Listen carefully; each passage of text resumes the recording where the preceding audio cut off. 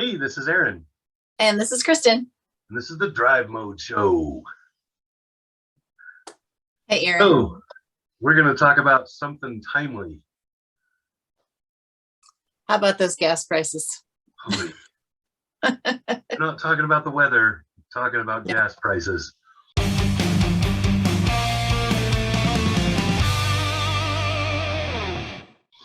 So, Yeah, it's a hot topic. yes, the national average as of today is about $4.45. That's hoy. um, Yeah. in fact, I'm pretty sure that enough places have said record high that we can say record high without checking that we're being correct. Well, I think, just a couple days ago, Gas Buddy said it was over $5 a gallon. Mhm. So it's definitely hovering in that five. I've seen people posting pictures of $6 per gallon plus. And in some places of Texas, they're selling 87 as mid-grade. That's 85, 87, 89. Okay. Yeah, we're here where I am. We're looking at somewhere in the $4.60 range. But if you're in California, you're going to be probably paying over $6. And if you're on the East Coast, you're probably paying over $5. So, yeah. So what we wanted to talk about were because of what's going on with fuel prices, there are a lot of memes and informative articles being thrown around talking about how you can save fuel at the pump. Now, we're not talking about hypermiling your car or keeping tires inflated or not carrying around a bunch of junk with you, being easy on the gas pedal. Those things are common sense. You should already know those. What we're going to talk about are some of the memes and some of the informative articles that are out there. They're really just clickbait that are giving you tips on how to save. And we're going to debunk or verify some of those. So this should be fun. Okay. So to your point, about saving fuel by not using air conditioning. Mm-hmm. There's no way I'm doing that in the summer in Texas. No way. I'll just pay the gas price. We've had 90 some degrees for a little over a week here with very little humidity. And yeah, I'm totally with you. I live without that. And I say blessings and shower love upon the vehicles with the cooled seat option. Absolutely. Yes. I've got a Chevy Silverado ZR2 in the driveway right now. It's incredible. It also has ventilated seats. Mm-hmm. But it is cooler in the morning, slightly cooler. So one of the myths that we see sometimes is to fill up in the morning when the ground temperature is cold. What say you? So this has been around for a while. It's kind of funny. When they fill a tanker trailer, I know this from truck driving days, talking to other drivers. When they fill a tanker trailer, the stuff that's going into the trailer is temperature controlled so that they can control the volume. Because volumes of liquid do change with temperature. If you take a gallon of gasoline and you measure it in volume, so you measure not the amount that you have, but how much space it's taking up, and then you heat it so it gets warmer. Don't heat it with a match. You heat it so it gets warmer, it expands a little bit. So the idea behind this one is that the pumps themselves that you're getting your fuel from is not temperature controlled. There's a reason they're not temperature controlled. Do you know what that reason is? Tell me. They're underground. The ground temperature takes care of the temperature control. There's a reason your grandparents had a root cellar, and they would put the potatoes and apples and whatever in there because Moonshine. the root cellar would stay at roughly the same temperature all the time. It's why your basement in your house is always cooler than the rest of the house. It's temperature control is already there. These tanks are underground. The temperature control is already happening. So the amount of fuel that you're going to get extra by fueling early in the morning when it's supposedly colder is the difference is going to be so minute that you're not going to be able to really measure it. because that fuel underground is pretty much at roughly 50 degrees all the time. So there's one that's Well, pretty much a debunk.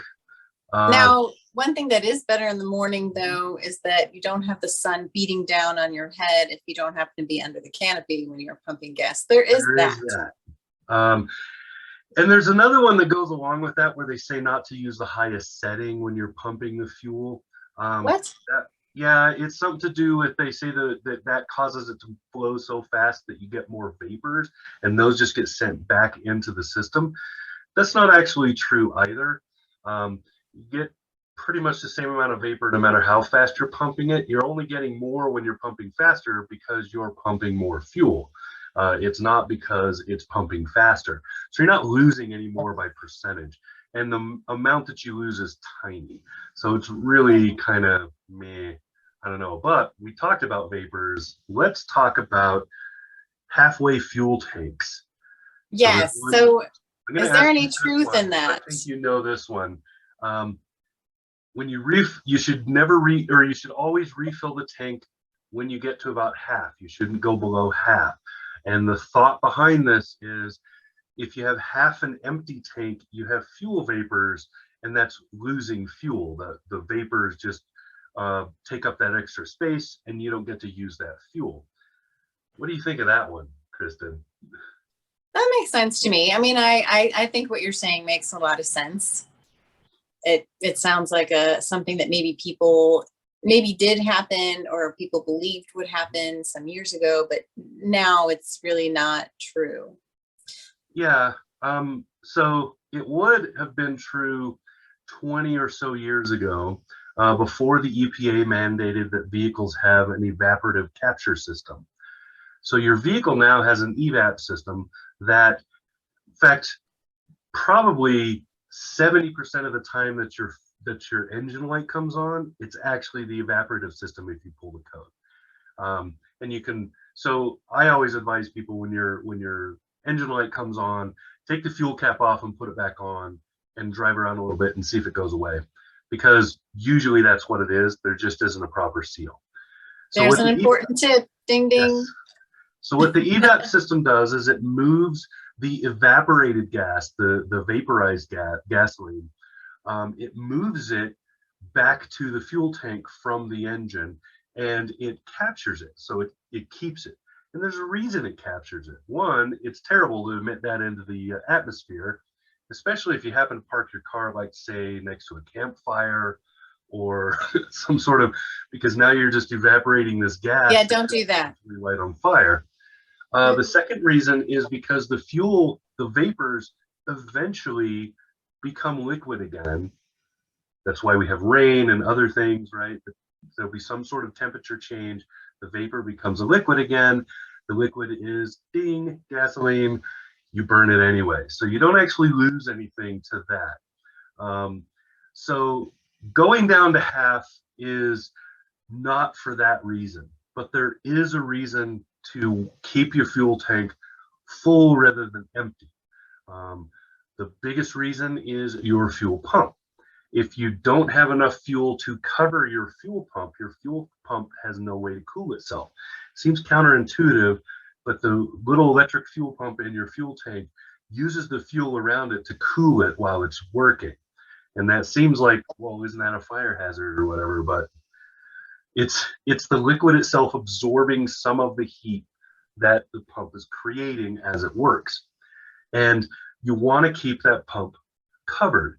And for most vehicles, that's somewhere between the quarter and half mark. It's usually closer to the quarter. So it'll be like the more like the quarter or 3/8 mark is keeping your fuel pump submerged. And if you do that, your fuel pump will last longer. The lifespan of that fuel pump will be much longer than if you have a habit of running down until the E-light comes on and then you refill. That's another great tip. The next thing I've heard, I think is really curious, is people will say, don't fill up your tank if there's a tanker filling up the tanks there. Tell me what you think about that. This is an interesting one, and it centers around the same idea as one of the ideas of why you shouldn't run your fuel tank below a quarter And that is when you refill it, you stir up the junk in the bottom. And this is just on a bigger scale when the fuel tanker is filling the underground fuel tanks at the service station, it stirs up whatever's in the bottom. And this is actually true because it does do that stirring. Now, most of the fuel centers that you're going to, they have particulate filters. They are supposed to keep that out, but you have no way of knowing what their maintenance on those is. You don't know how clean they are. You don't know when they changed them last. They have to be there, but that doesn't mean that they've ever been swapped out or inspected. So this is largely true. So I would say that I would count this one as a good tip. How bad it's going to affect your engine? Probably not that much. The amount of particulates you're going to get are easily going to be taken care of by your car's fuel filter. But in the interest of keeping that filter lasting as long as possible, you might as well avoid this. Well, speaking of fuels and the quality of your fuel and your gas pump, what do you tell people that wonder if they should add anything to their fuel tanks? How about additives and cleaners and stuff like that? That's a good one because there's always a lot of stuff out there about cleaning your fuel system and cleaning your cylinders and other things. And a lot of the information that's out there is put out there by the people that are selling the products to do that. They're not a bad idea, but if your car is only 2, 3, 4 years old, you probably don't have a lot of buildup unless you have a high mileage vehicle. So until your vehicle is older and has a lot of mileage, you probably don't need to be cleaning the system out. If your fuel injectors have always been fine and you've been, your fuel economy as you calculate it seems to be roughly what the car should be getting, you probably don't have an issue. This is one of those talk to your mechanic things, sort of like the talk to your doctor stuff.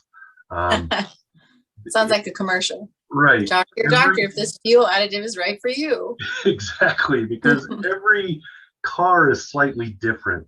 So some might need it more than another, just based on what, how they operate. There are a few things that you can do to make sure that your vehicle is getting really good fuel economy as far as the fuel you're putting in it.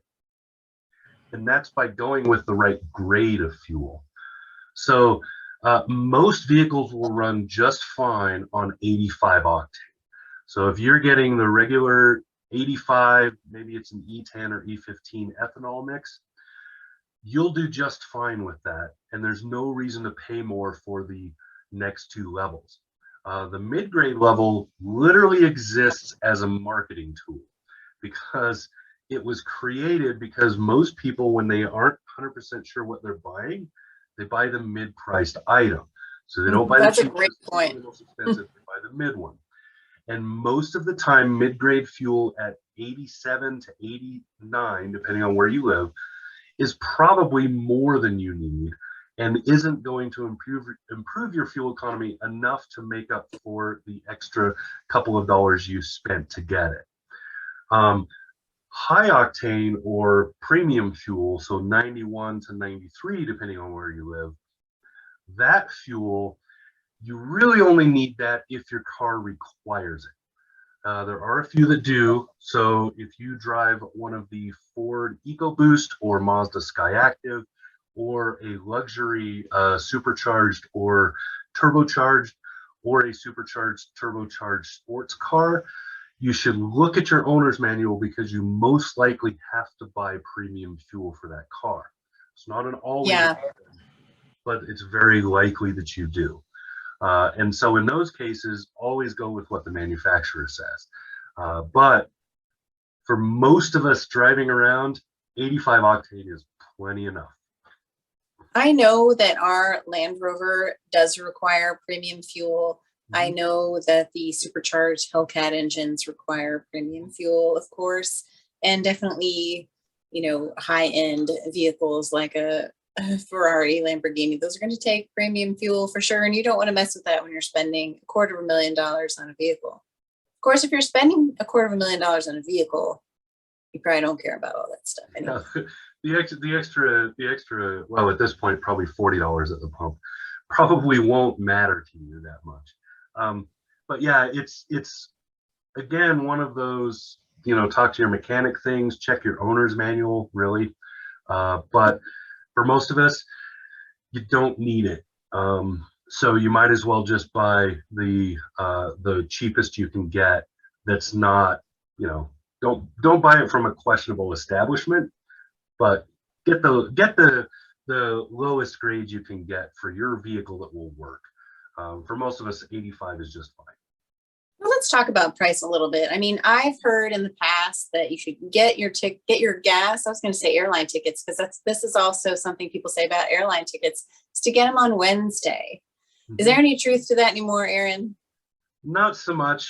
That used to be a thing, and the reason it was is because for public relations reasons, gas companies, gas stations, they didn't like to go out in the obvious part of the day and change the prices on the board, because people would get unhappy, especially if they're waiting in line for the pump or they were just pulling in and the price just changed.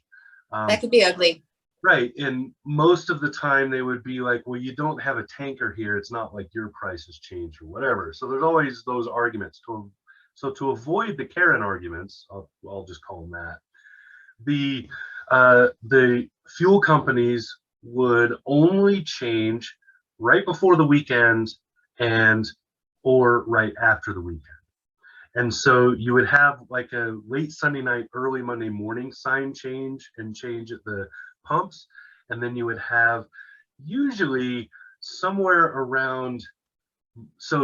between Sunday night and Tuesday, you would have a change in the price, usually lower. And then, so Wednesday became that's when you go pump day, because sometime between probably Thursday night and Friday morning, the price would often go up because weekend sales are usually higher. That's when people travel, so they make a little more money. Today, though, that's not really a thing because everything is automated. You have digital signs, digital pumps, everything is, so they can literally in seconds push a couple buttons, everything changes, nobody knows. Like you wouldn't even know standing there at the pump, because once you're pumping, you're getting the price that was already advertised. But once you shut that off and hang up and pay for it, the price will change to the new one. So people don't notice that anymore. And a lot of, especially chain outfits, fuel stations, the local store doesn't even have control. The control is somewhere central. So for that area, say in South Chicago or here in Cheyenne or maybe Denver or something like that, for a given area, there will be the same price at every single one of those Exxon or Chevron or whatever stations. So that really doesn't matter anymore. It's still a good idea to avoid pumping on weekends, because it is still fairly common for weekend prices to be a few cents higher than weekday. But right. Other than that, there really isn't Wednesday is not your magic day anymore. Yeah, their gas stations are capitalists as well, and they're trying to maximize their money. And how about stores like Costco, Sam's, grocery store chains that have fuel? I know my parents like to fill up those. Some gas stations have loyalty programs, and that seems like a good idea. We've got one with Shell. I think it saves us something like half a cent per gallon or something like that. It's not a ton, but it does add up over time. So should people be seeking out some of those chain stores? Most of the time, those are a good idea. We do one with a regional grocery store here. It's part of the Kroger network overall. But you have to be careful. So we've also pumped at Sam's Club. Sam's Club gas is it's slightly cheaper because you're a member. That's all the requirements there are. So if you're already utilizing your Sam's Club membership, and Costco's similar, if you're using it to the point where you're already paying for it in savings in, say, groceries, household goods, that kind of stuff, then the savings on gasoline or diesel is that's a bonus. It's a good thing. But with some of the grocery store chains, we have to watch, because at this point, especially now with the way prices are, we've noticed that buying things at that grocery store versus going down the street to, say, Walmart or Sam's Club or even a competing grocery store, some of those items are more expensive. So if you start doing the longer math, you start to realize that, yeah, you're getting fuel points, but are they adding up versus what you just spent in extra money on these groceries? So you do have to kind of look at those, but for the most part, those are usually a good thing, because most likely that whatever the club is, you probably already use it. So if it's a grocery store, you're probably already buying groceries there anyway. If it's Sam's Club or Costco, you're probably already buying there anyway. So the fuel savings are a nice add-on that can save you some money. These are all good tips. Aaron, do you think we forgot anything? I don't think so. I can't think of any that have been floating around that we haven't covered. There's a lot of interesting ones though. They're always fun to watch, because some of them just borderline ridiculous. They always have an expert, so it's somebody who works at the refinery or who manages some fuel chain or runs a truck stop or something, and that's always the expert that they claim Everybody's an expert. is the inside info, right? And in the end, most of it just comes down to common sense. And if you can really think it out and you use the education your high school gave you, you could probably figure out whether or not something is really true. Good job. Thanks for the information. Thank you. This is Kristin. And this has been Aaron. And this is the Drive Mode Show. Please subscribe.